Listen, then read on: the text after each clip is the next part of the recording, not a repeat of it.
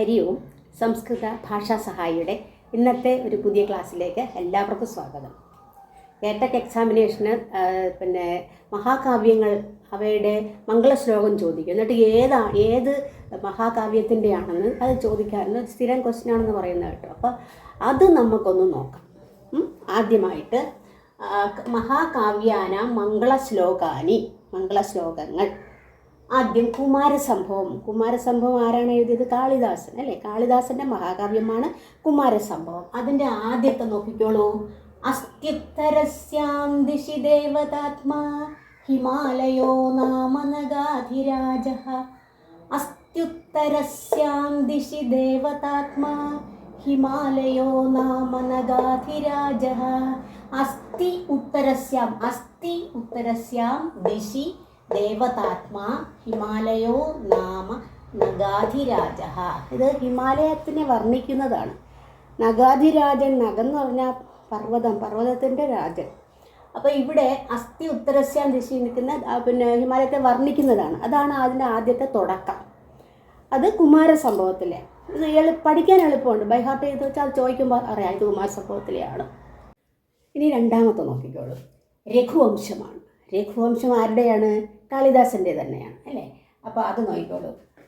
വാഗർത്ഥാവിവ സംപൃക്തൗ വാഗർത്ഥപ്രതിപത്തയേ ജഗദപിതരൗ വന്ദേ പാർവതീ പരമേശ്വരൗ.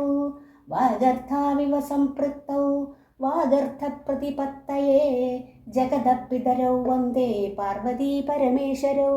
വന്ദേ ആത്മനേപതിയല്ലേ? വന്ദേ അഹം വന്ദേ, ഞാൻ വന്ദിക്കും. ഉത്തമപുരുഷ ഏകവചനമാണ്. ഞാൻ വന്ദിക്കുന്നു. ആരെ വന്ദിക്കുന്നു എന്നാണ്? പാർവതീ പരമേശ്വരന്മാർ. അവർ ആരാണ്? ലോകത്തിൻ്റെ പിതാക്കളാണ് അല്ലേ? അങ്ങനെയുള്ള പാർവതീ പരമേശ്വരനെ വർണ്ണിക്കുന്നു. എന്തിന്? വാഗർത്ഥം, വാക്കും അർത്ഥവും ശരിയായ രീതിയിൽ എനിക്ക് വരണേ എന്ന് കാണിച്ചുകൊണ്ട് പറയുകയാണ്. അപ്പോൾ അർത്ഥവും നിങ്ങൾ പഠിക്കണമെന്നില്ല. അപ്പോൾ ഇതാണ് രഘുവംശത്തിൻ്റേത്. ഇനി മൂന്നാമത്തെ എന്താണ്? കിരാതാർജുനീയമാണ് മൂന്നാമത്തത്. കിരാതാർജുനീയം ആരുടേതാണ്? ഭാരവിയുടെയാണ് കിരാതാർജുനീയം. അപ്പോൾ അത് നോക്കിക്കോളൂ.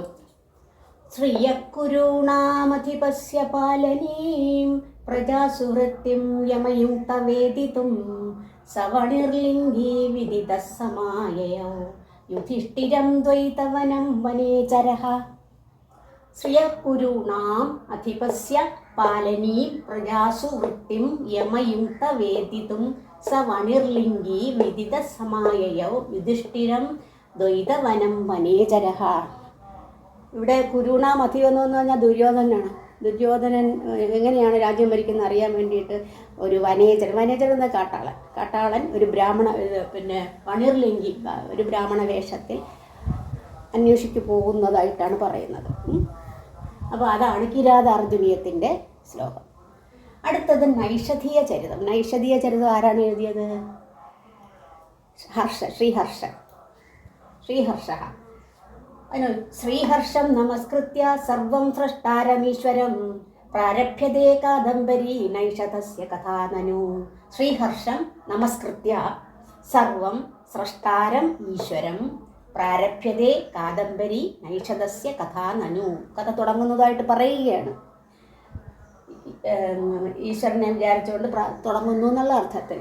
അപ്പോൾ ഇത് രണ്ടെണ്ണം. ഇനി ഒന്നും കൂടിയേ ഉള്ളൂ അല്ലേ? ഇനി എന്താണ് അവസാനത്തത്? അഞ്ചാമത്തത് ശിശുപാലവധം. ആരാണ് ശിശുപാലവധം? ആരാണ് എഴുതിയത്? മാഘൻ എന്ന കവി. അപ്പോൾ ശിശുപാലവധത്തിൻ്റെത്. ശ്രീയഃപതി ശ്രീമതി ശാസിതും ജഗന്നിവാസോ വസുദേവ സത്മനി വസന്തദർശാവതരന്തമംബരാത് ഹിരണ്യഗർഭാംഗ ഭുവം മുനിം ഹരിഃ. ശ്രിയഃ പതിഃ ശ്രീമതി ശാസിതും ജഗന്ത് നിവാസോ വസുദേവ സത്മനി വസൻ ദദർശ അവതരന്തം അംബരാത് ഹിരണ്യഗർഭാംഗ ഭുവം മുനിം ഹരിഃ. ഇത് കൃഷ്ണനും ശിശുപാലനും തമ്മിലുള്ള യുദ്ധമാണ് ഈ ഇതിനകത്തുള്ള പ്രതിപാദ്യ വിഷയം. മനസ്സിലായില്ലേ? അപ്പോൾ ഇതാണ് ആദ്യത്തെ ഇത്. അപ്പോൾ അഞ്ചിൻ്റെയും തന്നിട്ടുണ്ട്, അത് നമ്മൾ മനസ്സിലാക്കി വെച്ചിരുന്നാൽ പെട്ടെന്ന് മനസ്സിലാക്കിയാലും മതി. ഒരുപാട് കാണാൻ പഠിക്കുകയൊന്നും വേണ്ട, അത് മനസ്സിലാക്കി വെച്ചിരുന്നാലും മതി. കേൾക്കുമ്പോൾ തന്നെ മനസ്സിലാവും ഇതാണ് ഇന്നതിലെ മംഗളശ്ലോകം എന്ന് മനസ്സിലാവും. അപ്പോൾ ഇന്നത്തെ ക്ലാസ് ഇവിടെ പൂർണ്ണമാകുന്നു. അടുത്ത ക്ലാസ്സിൽ കാണുന്നവരെ എല്ലാവർക്കും നന്ദി, നമസ്കാരം.